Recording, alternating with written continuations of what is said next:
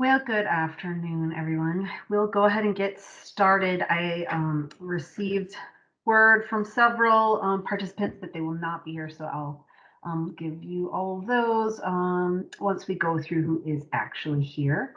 So I'm going to look down this participant list here, and then for the phone numbers, you can tell me who you are when we get to the end there. So I see Ann Nishak is here. Hello, Ann. Hello, I'm also the 1-1 phone number. Oh, okay. Great, thanks. And I see Leah and Steve on screen, so hello to both of you. Jill Fairman, I see you're here. Welcome. Ijoma O'Rourke is here. Ijoma, you may have known previously on our team, who's been with us as an LT, and she is now full-time and coordinates our letting, amongst other things. So very happy to have Ijoma with us permanently now. Kathleen Panic is on the line, our GFE analyst. Hello, Kathleen. Good afternoon. Quinn, hello, good to see you from Clear Cut Solutions. Glad you could join us. And Maria Rojas, our utilization engineer. Sarah at Integrity. Hi, Sarah. Good morning, afternoon. Yeah, good afternoon. Right. And I see Becky Sutterholm is here also from Transit. Welcome. Thanks. Hi, everybody. Okay, so I saw one other phone number. So who are you? The 414-750 number? That's John Zignago here. Hi, Madalena. Hey, John. Thanks for being here. I did have word from Matt Grove, Craig Clements, Mary Ferlenza, and Jeff Peterson that they will not be here. So that's too bad, but they'll join us in the new year. Shannon Cleary, sorry I missed you before. And I see Brent Freeman is here too at Kramer North America. So thanks to you both for being here. Anybody else I missed? Okay, does not look like it. Good afternoon, Ugo, Namac, Wisconsin. Ugo, all right, thanks for being here. And Beth Yeah, just Madeline, joined I'm us. having, Yeah, Sorry? this is Beth. Having a Oh, little hi, bit of Beth. trouble right now, so working on it. Okay, well, thanks for being here. Okay, so I'm not sure if anyone else is joining us from WISDOT. If so, they can let us know when they jump on. Why don't we have some words from Steve, and then we'll start off through the minutes.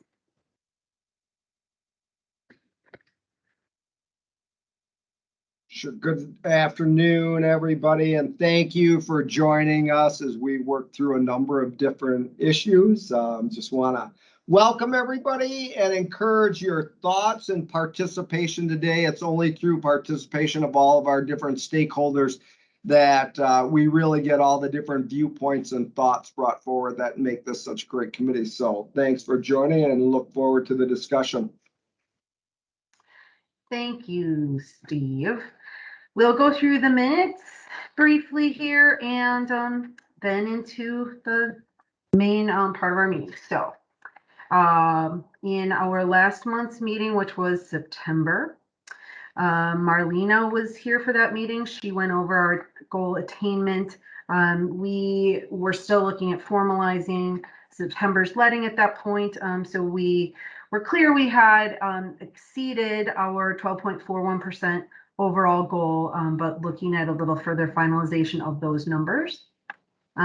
She did note that we would present a 5-year federal fiscal report at this meeting. So I will do that in semi-draft form, but that will happen today. So Kathleen and I then presented some updates on the 2021 bid letting results, the projects that bids received, projects awarded. We did ask contractors to send us updated contact information to make sure that we can reach you during lettings and to get you other important information. Jill had address some of the contractor concerns related to bid X and the bin file. And Kathleen then shared information on GFE requests and the GFE toolkit, which is now available online. We went a little further into talking about CUF, commercially useful function monitoring for offsite trucking, which had come to our attention through new CUF monitoring procedures. We're working on a final solution for that. Got great feedback from our stakeholders and also FHWA. We discussed DBE credit to mentors and how that works with NAICS code association and approval. And we looked a little further into how we might work with FHWA for a better understanding of that credit. We then had a conversation that was very engaged with our stakeholders related to the impacts of COVID-19 restrictions. We thanked Quinn Long, who participated in that and really shared what he had been experiencing, as did Ann Nishak. And we also talked about how the supply perceived shortages are affecting and impacting contractors, and moved that dialogue further into our overall industry check-ins. There was more information shared about stockpiling materials, issues about how industry concerns about supply chain issues. We did talk a little bit more about how DBEs could work with primes on contracts, requesting assistance from primes, and again, where that GFE toolkit could be found. Jill Fairman shared some information on some updates for bid letting page, and we shared our upcoming dates for the annual DBE workshop and networking summit, which will be March 3rd and 4th. So with that, I did notice there were a couple typos in the name area here, namely Brain Mitchell, which I do agree. Brian is one of the smartest people I know, but I will fix his name so that it does not say Brain. Other than that, I'm pretty good with these notes. Does anyone have any comments, questions, changes to suggest? Okay, then can we move to approve? I'll move it to approve. Okay, thanks, Steve. And a second. I'll second. This is Rosalind. Thank you, Rosalind. Welcome. Okay, so let's move right into it. Lori Green is away until our next meeting, so I'm sort of going to be constantly talking to you here, but I'm happy to have anyone interject as you would like to do so. As we look at our attainment report as it stands right now, I'm going to share that with you, and also share where we're at 5 year in our 5-year look. But I share this somewhat hesitantly because we need to finish our final calculations for where we're at in 2021, federal fiscal year 2021.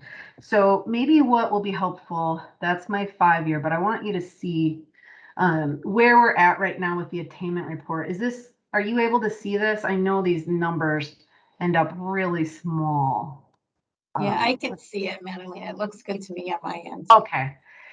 So the reason that we're still in draft format here is because this number here, which is our neutral construction achievement after execution, we are still processing all of those dollars that have come in.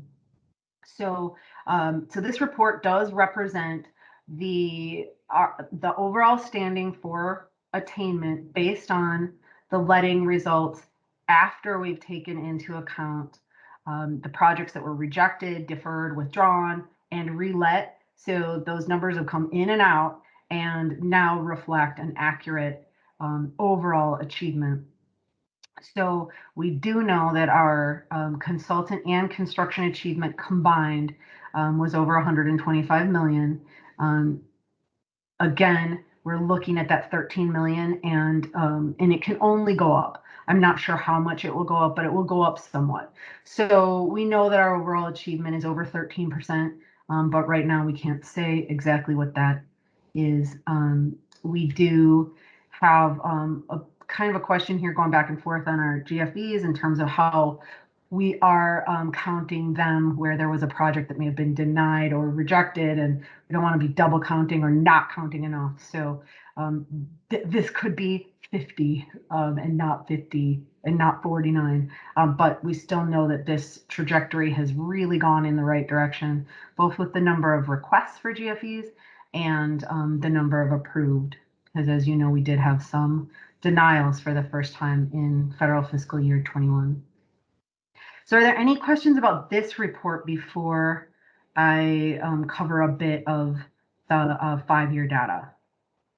Madalena, this is Leah. Can you add about, like when we're going to get close to finalizing that number and just kind of tie that into the due date for the uniform report so everybody knows? Yeah, sure. The uniform report is always due in June and December. So our December 1st report will include our finalized numbers. So that 13 million there, that is still where we're just not quite sure, that'll be finalized really at the end of next week, because we need to have, we're not going to go right down to the wire on that December 1st submission. So we'll have that then. One thing I did want to point out too is that we did project 750 million in federal funds, with 650 of that in construction and 100 in consulting. And we did end up over 788 million in federal funds for construction. And over here I had added the consultant services federal funds, which were at 118 million. So we really did very well in our overall attainment when you consider the extra opportunities that we also had. And sorry, when I'm presenting, I can't see if anybody has their hand up. So I'll keep track for you, Madalena. Okay.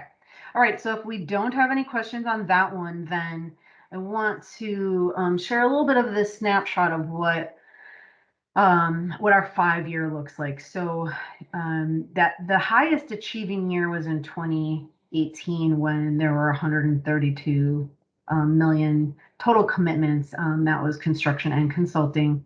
We're in this 126 million range right now.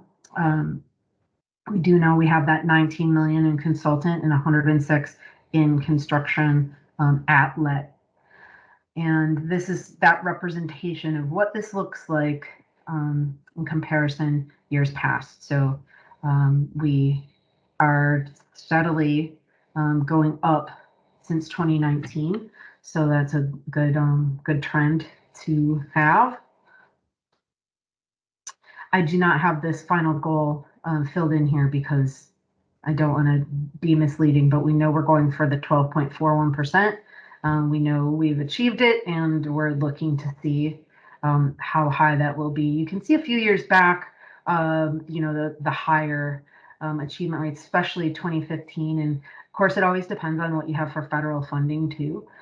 So, that will impact how goal achievement goes overall. But having been down for a couple years in achievement, we're now back in the upswing. So we're happy to see that. Oh, Leah, hate to interrupt. Just a quick question: Are there any data or stats or information that shows maybe like the number of firms? So we see the bulk, obviously the total amount, but so when like 2018 and then 2019, and as those numbers are there more DBE firms that are participating? Is it less? Is it the same? Like the number of firms participating? Yeah, we can pull that from our uniform report. What we have generally been seeing is, that there are about 150 firms regularly participating in construction and about 40 in consulting, and that moves a bit, but we can definitely be getting the actual numbers of firms, certainly. I'll make a note for myself since I don't have a note taker here. Hey, Okay, so Madalena. this I think is, that would kind of help to show the growth and also I think that would also kind of help with those numbers. okay, thanks, Hugo. That's a good recommendation, Ugo. Thanks for that. Yes. This is so Quinn. this I part, have a question also. Oh, I'm sorry. Go ahead. Sorry about that. Hey, Madalena. Hi. I would also like to know the I don't know, the age of the DBE companies, in addition to the number of them. Like how long have these companies been in business? Are there younger ones? Are there older ones? Mhm. That's interesting info for me also. Sure. Yeah. Well, that would be a bigger project, but could be a valuable one. Was that you, Quinn? I'm sorry because I can't see who's talking. Yes, it's me. Hey. Okay, good. So I'm making a note, and we can look into that. I can see the value in that kind of a feedback as well, and understanding of our firms, and also, you know, what I've been looking at in particular is how many firms do we have in each ethnic group, and how that relates to what we're seeing in terms of bids. It's easier for us to see that in terms of the solicitations because we see every single solicitation. We don't know every single bidder. We see them coming through on our GFE requests, but of course, with fewer GFE requests, which is the way we want to go, we also don't see who may have quoted and not been accepted. So we also want to work with our primes on that. You know, who are you seeing continually who might be quoting and you aren't selecting, because we want to be able to reach out to them and encourage primes to also work with them to, you know, determine how some of those quotes maybe can turn into ones that are accepted. This GFE chart we need to update based on how the rejected and withdrawn, etc., played out here. But what you can see is that overall our numbers are going down. So if this is 45 or it's 49, it is definitely less than 93 by almost half. And also those consultant side of the GFEs went down. I know that's kind of a weird area for people. How do we have a GFE request on a consultant project if there were not goals? These are related to a project that in the past did have a goal, so say 4 years ago, and now it's got an amendment. And if that amendment is not meeting the original goal, that could trigger then a GFE request. So, so going overall in the right direction here. I've shared this chart several times with several different groups. This is still only showing our first half of the year because this is based on our achievement by ethnic group that is reflected in the uniform report. So at the end of this month, when we have that data, I will update it, but I did want to include it right now so that hopefully in January, when I go over this, and you'll be able to see where our numbers have grown. I think that, you know, because this is a half year, it's very difficult to compare it straight to these other years. I mean, this half of 2021 basically, you know, is as much as the entire year of 2021 participation. So we do anticipate certainly that we'll be showing more growth in many of these areas. The area that I'm looking into more about, you know, why did we have this decrease is in the subcontinent Asian American area. I'm not really sure what the cause is of that. We do see that more participation there comes in consulting, so that could be that there was not as much participation there in consulting. We did have some growth, particularly for Asian Pacific American women in construction, and we've seen that continue to grow, as well as Hispanic American women. So I know that those numbers will go up. That demographic there, we've stayed pretty stable. Black American male, Black American female is an area we know that we have lower participation, though we've seen more truckers, women-owned trucking firms come on, and also a consulting firm, a Black American woman-owned consulting firm now in our mentor protege program, who we hope will be interested in starting to respond to solicitations as well. We just see as an overall demographic representation that there are not as many Black American women-owned firms within the entire directory. So that's an area we're certainly working on. So I'll be very interested to share this final number with you in January when we can take a look at what the full year did finally represent. So those are my 5-year updates. Any questions for me before I leave these screens? Okay, so let me stop. I want to make sure I don't have anything else, any other screens to share with you. Okay, so with that, thank you. I know that can be a lot of numbers and a lot of talking. Shannon Cleary is here from Aeronautics, and she wanted to share some information on their overall goals. Aeronautics is putting out a call for public feedback on their upcoming goals. So Shannon, are you there, and would you like to share some information? Yes, I'm here. So the 3-year goals were just finalized recently, and we are publishing them on the Civil Rights and Compliance webpage, and so they will be available for viewing. I'm also going to send a copy of our goals out to everybody from this email list. So the Bureau of Aeronautics has 7 primary airports.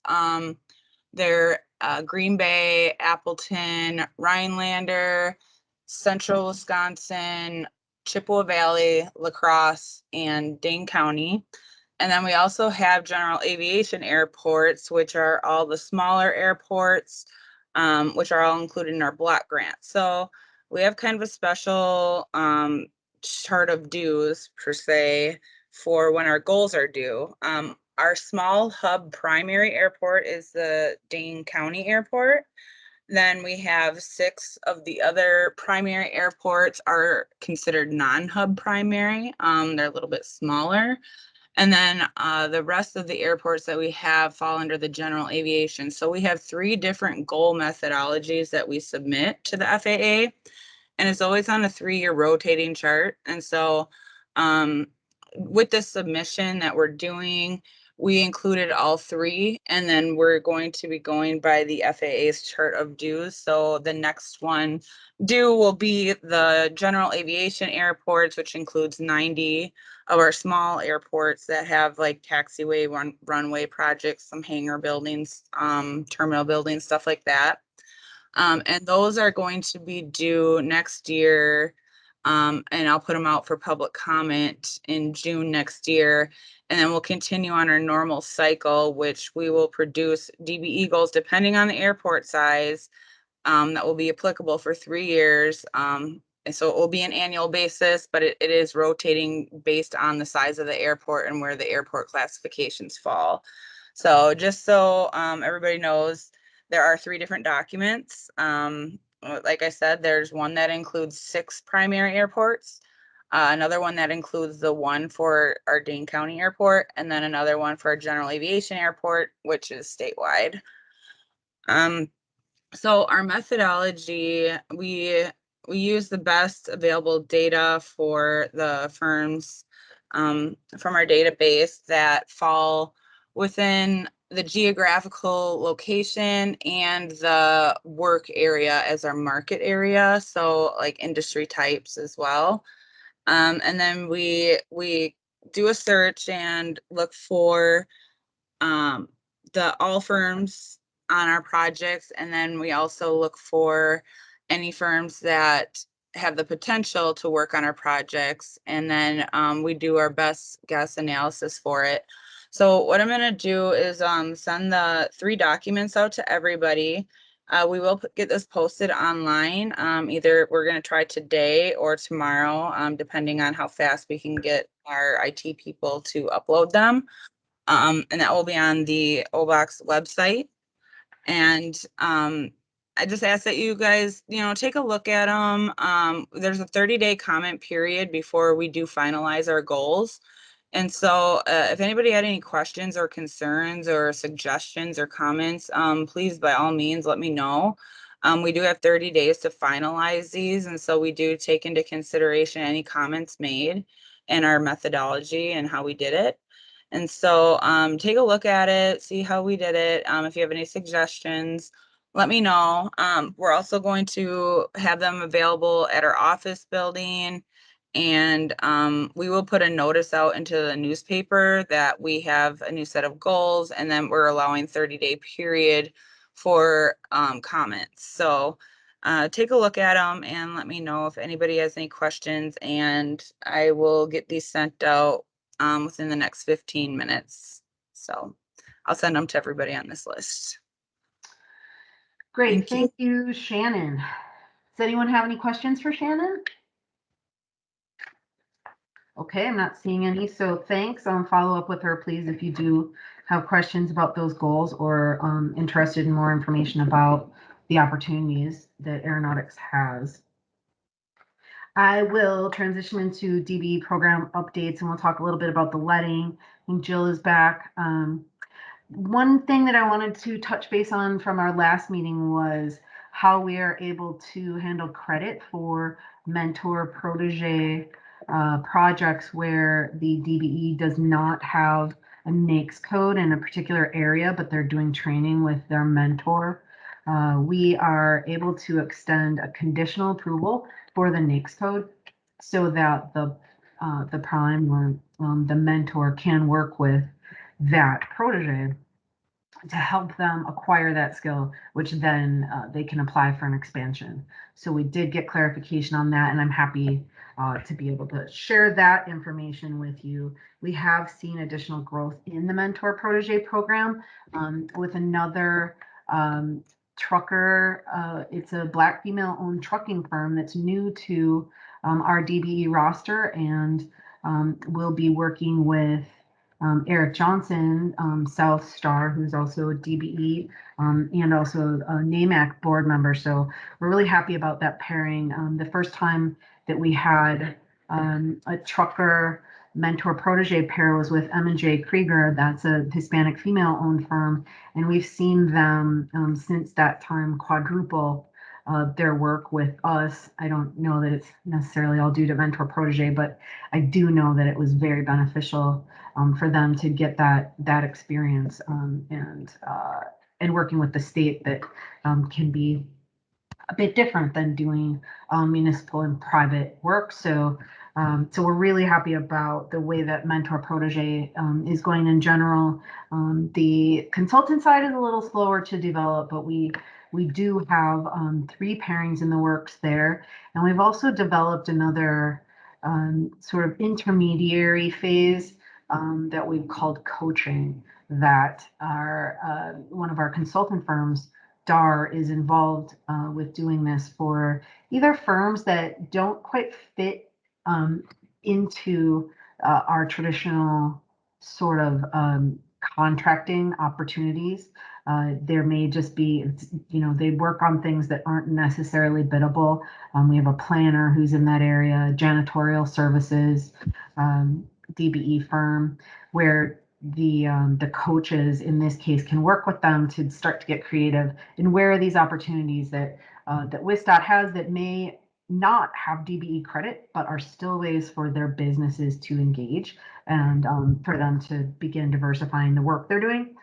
So we're seeing that is really beneficial.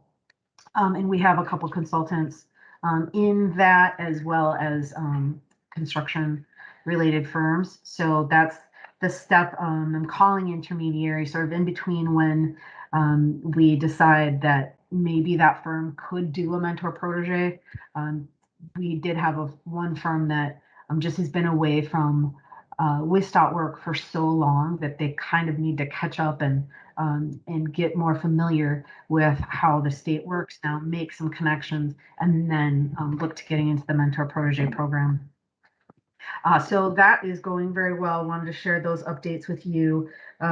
We've also started to concentrate on additional recruitment for North Central and Northwest regions. Those are areas where we have the fewest DBE firms.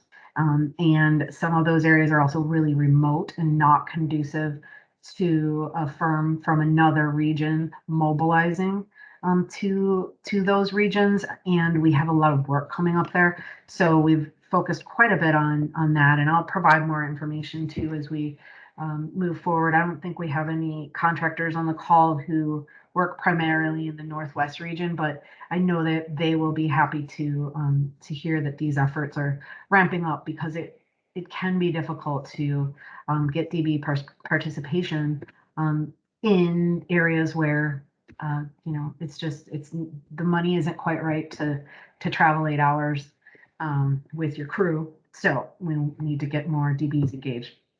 So we'll keep you posted as those efforts are developing too.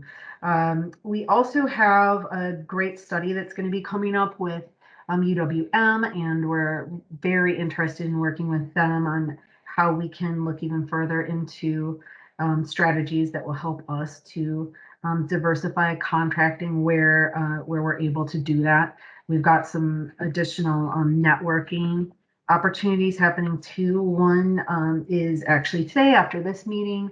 I have an I-43 pre-bid meeting, and we've arranged for some DB participation for that. STAR is working with us to help set up some of those opportunities that we did see much more in the past when people could be in person at meetings, and those networking types of opportunities were happening. So we're exploring ways to do that now so that we can give that chance to our firms who are interested in these kinds of opportunities and may need more of help with introduction to primes and other tiers of contractors. Okay, so that is quite a few of the updates. I could go on and on, but because Jill is here, I just wanted to talk a little bit about the November letting and allow opportunity for questions if you have any. This was the first letting that we had in this fiscal year that had federal funds. And so we had 40 projects with federal funds, and 12 of them were rather large projects. One of the 43 projects, one segment was in this letting. So we did have a couple issues with contractors uploading documents, some questions that they had about file size, how to submit things. We recently, just the previous week, had done a refresher for BidX, bid submission, how to get your DB documents in, how paying attention to those errors, what to do about them, when to reach out to us, how to get the bin files, those types of things. That we have that session posted on the Contracting with the DBE website. We had really a great turnout this time, more than the first time around before we first began this process in July. So I think there was over 100 total participants in our recent sessions.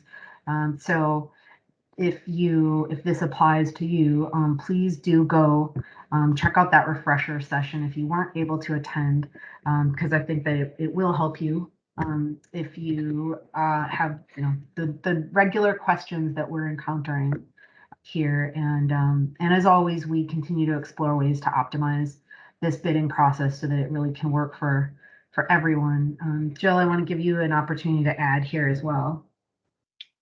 I think you summed it up pretty good. We had 46 total proposals, of which 40 of them had the DB goals. And we, at this point, we're still processing the letting. We've got 12 projects or proposals that we're looking at good faith effort evaluations. So those will be ongoing as we go through that process. We did in this letting have non-responsive bids on 5 proposals that involve 3 contractors, and we've been reaching out to those individual contractors to work through their issues. Some just hadn't bid in a while and didn't realize the changes were as significant as they were. Others are just, learning the process, and last minute changes are challenging for everyone. So we're definitely trying to work with contractors to help them as much as we possibly can. In general, I think that pretty much sums up where we are with the letting process at this point. Yeah, thanks, Jill. I see one of the 414 numbers lit up. Do you have a comment? No? Okay.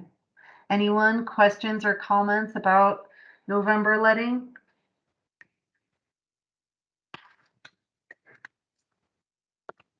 Okay.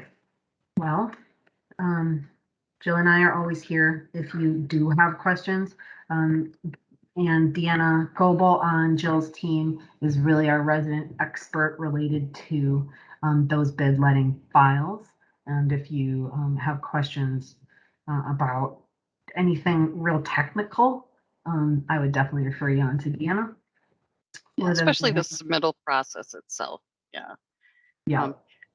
Madalena's great for the what do I need to submit, and Deanna and I are the how do I get it submitted type of thing. So Right. kind of a good way to remember that. Yes, and Deanna just updated the instructions for BidX as well. So if you're looking on the contracting with the DBE page, we did put the new link on there along with the recent session. So you got screenshots, and so hopefully that will be helpful to anyone. And we went through step by step on if you get this error, because I know that can be scary. So so take a look at the instructions, share with your team. That's the other thing we're realizing sometimes is someone on the team gets our message or attends a session but doesn't share with other people on the team. So that's really important. I sort of have a rule that I'd rather, give somebody information, have them not need it, than not have provided the information and that person needed it. So run the risk of sharing the DB information, and if somebody doesn't need it, all right. And also in those updates, the instructions there, and in that session for BidX, there was a good discussion about other aspects of the bid and how to withdraw a bid or how to print your receipt, different types of things like that would apply beyond just DBE portion of the bidding process. So check that out. I am at the point where I've given the updates I want to give. I'd like to go around to everyone who is here in the meeting and ask you if you have anything you'd like to contribute. So why don't we start with Anne Nishek? What's on your mind, Anne? I really don't have much. I'm just still concerned about the price of materials, and being told there's nothing they can do about it kind of hurts us going forward. That's all I got. Okay. Yeah, thanks for sharing that. I know that can be challenging. I forgot who the other 414 number is. I'm sorry. That's me, Madalena, John Zignago. John, yes. John, Hey, I how are you? I'm doing good, thank you. I got one question. Kind of the talk of the last letting was, we had heard, and I'm not even sure if it's true. It could be a rumor, but one of the contractors that we bid a job on said that they were not able to submit a bid because their attachment files were too large, and AASHTO weren't accepted. I don't know if that's true, or you guys can say anything about file sizes having an issue, or maybe you can't talk about it because it's about another contractor, but We can talk in general about it for sure. I mean, as we've discussed the training from the very beginning, any of the attachments have a 5 megabyte file size. And that can, what happened perhaps in one case is some confusion is that the attachments right now that are being submitted are just for the 1506 and attachment A's. And then when you do supplemental documentation, that's supposed to be e-submitted directly to the OBOX office so that they get that directly. That doesn't go through our system. So I think we had several instances where the files were a little larger. Now, that may or may not be true in all cases, but perhaps looking at what you're submitting and what the file size is ahead of time. We are looking at potentially adding another field to have an area where you could have a file and then attach another one later on if necessary. That will not be in for the December letting. We're working to try and see if we can get it into the January letting, but we are working with Bid Express and Infotech on those types of changes. When we set these, well, the file sizes were set by Infotech and they can't be changed. But we did evaluate a lot of the data submitted by different contractors through our normal process before we had these attachments to the bid, and the files were well under 5 meg. So to a certain degree, we're not clear why that would be happening if we're sticking strictly to the DT 1506 and the attachment A's.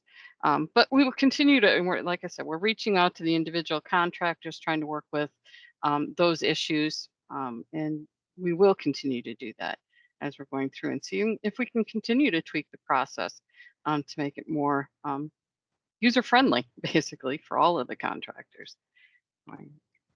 Does that help? Or? Yeah, thanks, Joe. That's a great explanation. It sounds like if you're uploading the right documents, you shouldn't have a trouble then. And it's good to know what the data that 5 gigs is, just in case. But when I first heard it, I thought either they had scanned their attachment A's in color for some reason, or that they possibly sent the 1202 with all their documentation. And it sounds like that's probably what happened. So yes, Yeah. Thank you very much. Yep, thank you. Thanks, John. Good question. I see Benji is here from OES. Hi, Benji. Hello, everyone. How are you? We're all great. The sun is shining. Anything that you want to add? I'm not sure how much of the conversation you were able to catch. Questions or comments? I came in about 10 minutes late.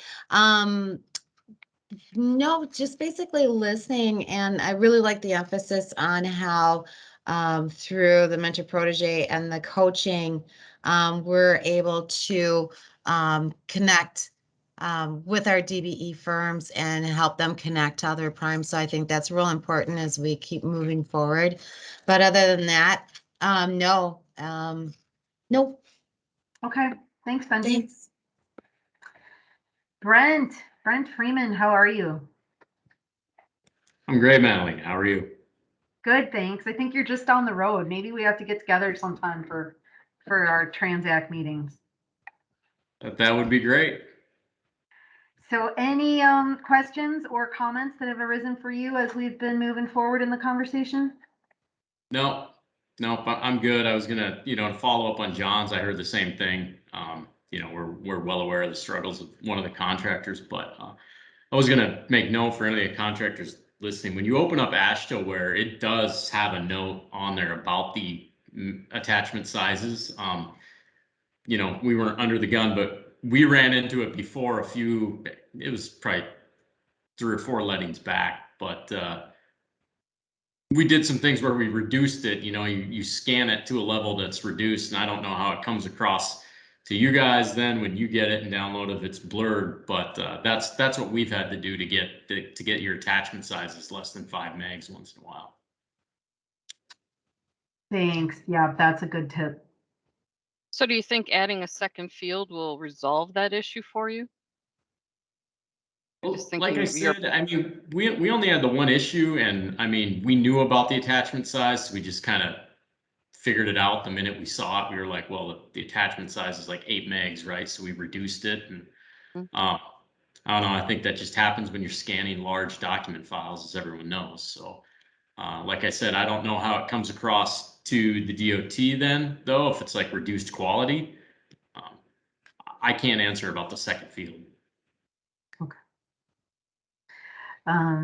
Yep, and I think that if I haven't heard yet that my team is running into something illegible. If we had to reach out and confirm something with you, if it's received with the bid, then I think that's a possibility. But I have not yet heard that we're having resolution issues on our end when we receive it. I did want to comment on the DT 1506 being able to do it with the bin file in AASHTO. it's so great compared to what was in the past. So I'm glad that you guys made that switch. It makes life easier, I think. Thanks so much for that. I second that too. I second that. Absolutely. Thank you. Yeah, thanks to you both. I mean, we always want to hear ways that we can improve, but it's also nice from time to time to hear that something's working for you. So thank you. Good to hear that. It's saving me like 5 or 10 minutes per bid, and if you're bidding 4 or 5 jobs, that's a half hour on a bid day, and it's 5 or 10 minutes is a big deal for us. So huge deal. Great. Thanks so much. And we'll keep looking at ways we can make it even better. Okay, good feedback there. Beth Canestra, anything you would like to add? Nothing for me, thank you. Thank you. Hey, Leah, anything you'd like to add to the conversation? Well, I think the only thing I just want to add is that I appreciate hearing the comments that have been made so far regarding, some of the challenges that contractors have experienced. So again, continue to share that feedback, and we are continuing to look at ways to improve on our end as well. So we just thank you for being really transparent with us. Thank you. Thank you, Leah. I see Christina also joined us from M Squared. Anything you'd like to add, Christina?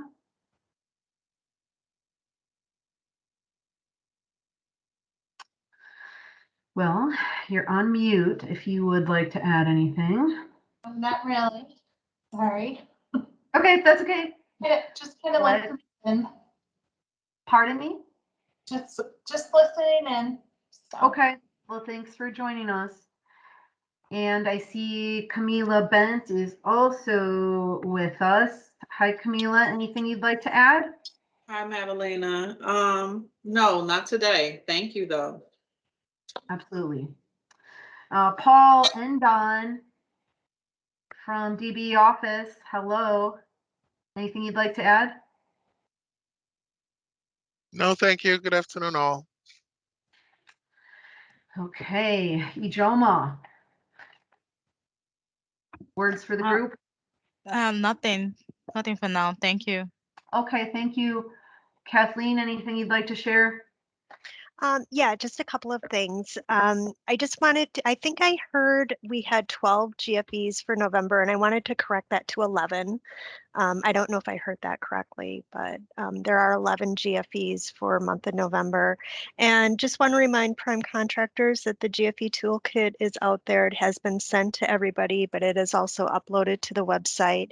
And certainly if anybody had any questions regarding GFE for an upcoming letting, I am always here for any questions. And please feel free to reach out to me if there's anything that I can explain or make easier for you. I am here to answer those questions. Great, thank you, Kathleen. And Kathleen has been doing one-on-one sessions also, so if you want some more feedback, instant feedback, she's here for that as well. We made it over to Quinn. Quinn, any questions or comments for us? Not at all. No, thank you. Okay, thanks for being here today. Sarah at Integrity.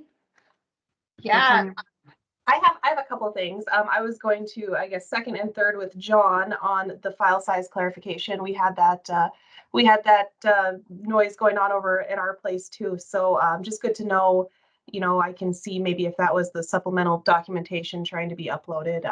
I do think that the second field would be very beneficial, at least from my point, in the fact that when you're scanning these things in, you see that you have 2 minutes to go and you see that 5 megabyte max, you instantly know I need to make this into 2 files to make this fit.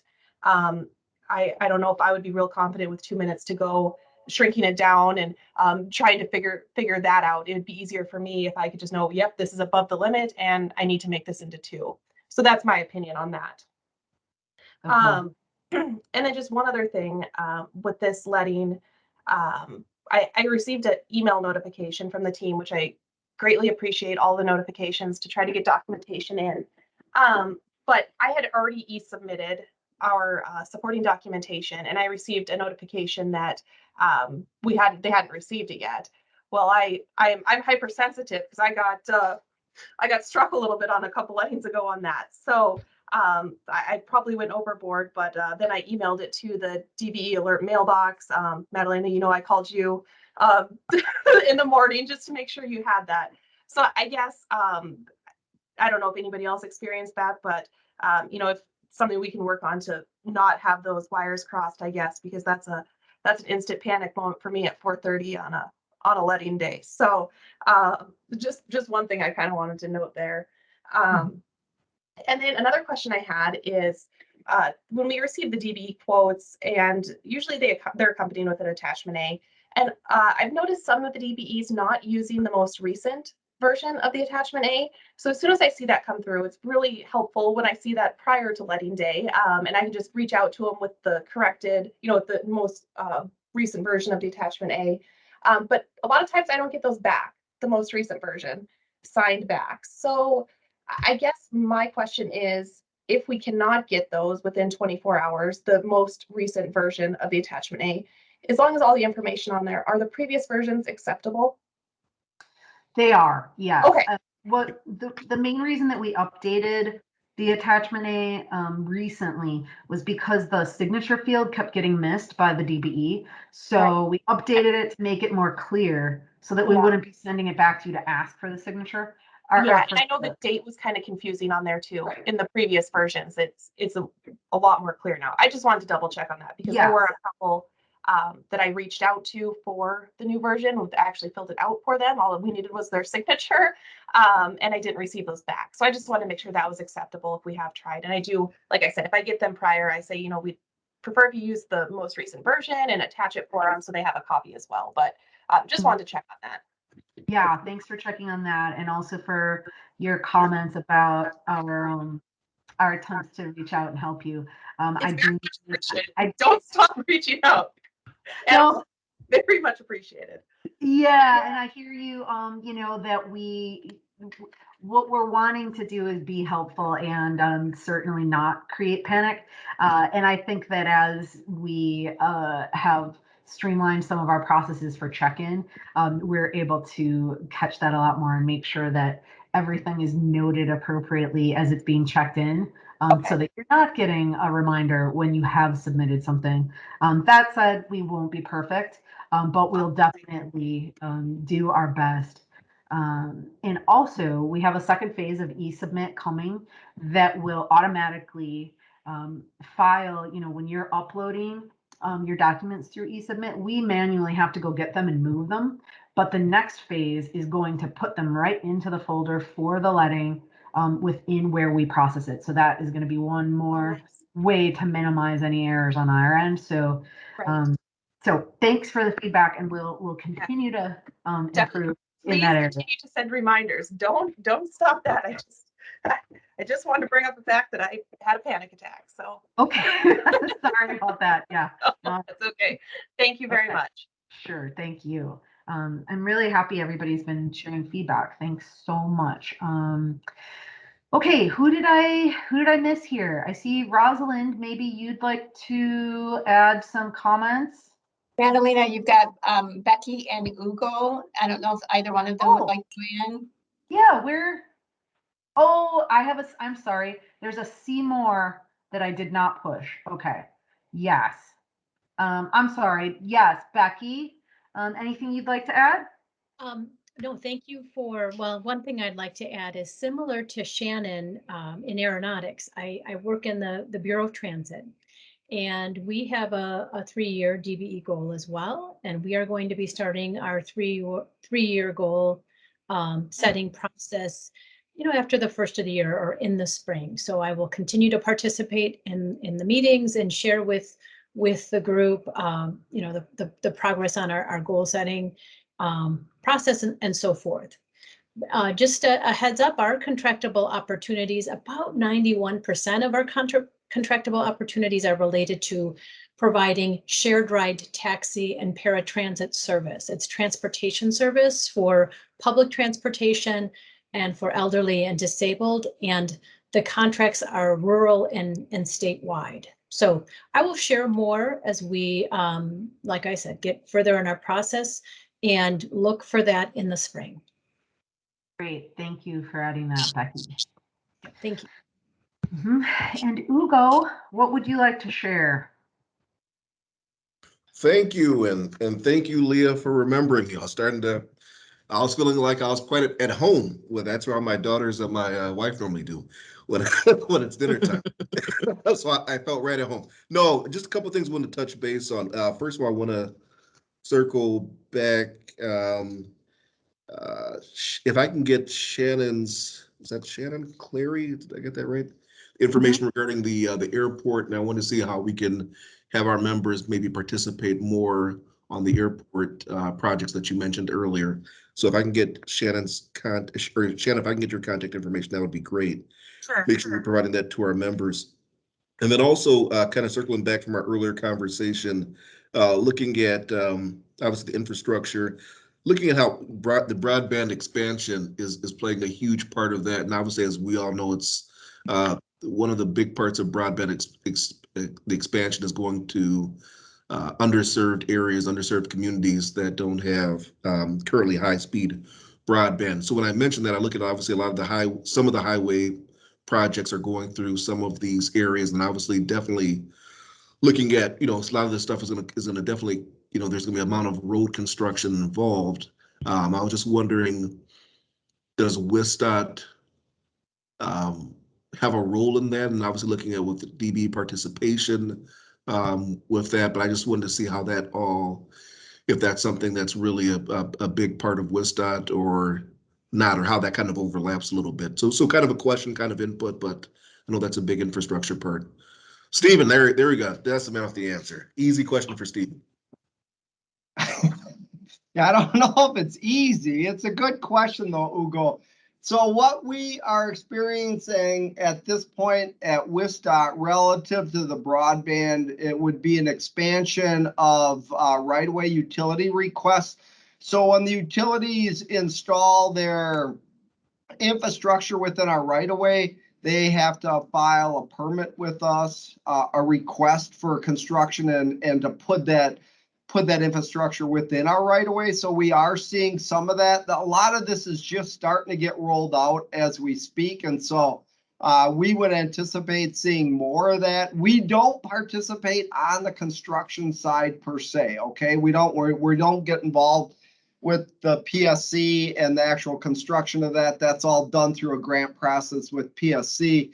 And so our projects, when we may move a utility from time to time, but really we're not into the expansion of those utilities. And a lot of that's happening even beyond the state trunk system. A lot of the backbone or the network of the fiber, the main lines are on the state trunk system, where a lot of the smaller lines will run on both the local, the county side, as well as the town roads. And so a lot of that construction you see is going on both county and town roads. But when it is on ours, we will get a request to install it. And so we've been working with the utilities for that installation and allowing that to occur. Again, not a whole lot on the construction side or the engineering side from us. So hope that helps. You're muted. I'm muted. First time happened all day. I was doing so well too. No, that helps a lot. And obviously we do a lot of work with utilities, obviously WC Energy Group and nationally working with a lot of the utility firms, organizations. So I just wanted to see what type of role WISDOT, but it seems like it's mainly going to be a utilities thing. And so we do have a very good relationship with the utilities, and we'll keep focusing there. And then last but not least, thank you, Stephen. I really appreciate that. Ugo, before we go off that, yes, though, I would recommend reaching out to PSC to find out how those grants are going to get dispersed to whether it's the locals or it's going to go to I'm guessing it's going to locals who then will let a contract. But I'd recommend reaching out to PSC and having a discussion with them how those grants will get disseminated and how you can specifically then get involved in that bidding, quoting process. Got it. And if you need any help reaching out to them, let us know. We can help. with PSC, we know who those folks are. We work with them on a number of different things. And so if you need any help reaching out to them, we'd be more than happy to help you make that connection, Ugo. No, yeah, I would appreciate that. I've never worked, I don't think with PSC. Worked obviously with utility corporations, but never PSC. I don't think so. So yeah, if you have a couple names there, that would be helpful. If you could make that introduction, that'd be great. Okay. And then last but not least, we touched before, obviously, as these projects are the infrastructure projects are going to get bigger and there are going to be more of them. And I really thanks that WSDOT's looking at, as we mentioned, progress on unbundling, some of which we appreciate. But then also looking last but not least, as has there been any thought process as the projects get bigger where some of the DBE firms looking at the size limit considerations for some of the DB for how it is currently as these projects continue to get larger? I mean, again, we haven't hit it yet, but I mean, is that something that DB or WSDOT's looking at all? And are you referring to the size of the firm getting too big because they're taking on all of these opportunities and they can no longer be a DBE? Correct. Because okay, yeah, so that is within the regulation. There is a cap on that, and it was raised recently. It had been 23.98 million for the 3-year average gross receipts, and it's 26.83 now. So that's gone up. However, that's the maximum for that company, but they're still going to have to adhere to the NAICS code limit, which could be lower. So for instance, landscaping is, 14,000, I want to say. It could actually be less than that. I think it's less. So it might be 11 million. So over a 5-year average, your firm can't make more than 11 million to retain that NAICS code. But overall, you could be making 26 million as long as your NAICS code fits within that. So it's kind of case by case, but no matter what, if we're talking about DBEs, it's different in ACDBE world, but for DBEs, they do have the max of that 26.83 million. I've done my job and I've asked all the questions that I was told to ask. So I think that would. All right. No, that was Thank you. That's some good information. All right. I'm sorry, Leah, were you going to add to that, Leah? Nope, you got it covered. So yeah. Thank you, Madalena. Yeah, thank you. Thank Well, you, good Stephen. question. Thank you, And I see I had missed Maria also. Maria, anything you wanted to add to the conversation?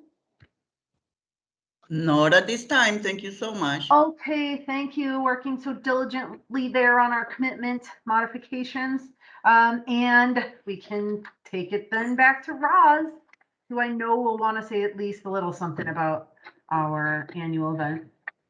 Well, our annual event is March 3rd and 4th. As if you guys had a chance to see the newsletter that Madalena put out, we put a little announcement in there. We also have I'll put it out with the save the date, our new save the date. But as you know, March 3rd is we have our general sessions, and then we'll have our professional development workshops all day virtually only. And we will have an option for virtual only in the registration for those people who live up north who won't be able to come in on the in-person in Ingleside. So we have a cost set aside for those in-person, virtual only. And then of course, day 2 will be, March 4th will be our networking sessions, our innovation and technology breakfast, our awards luncheon, and our opportunity panel.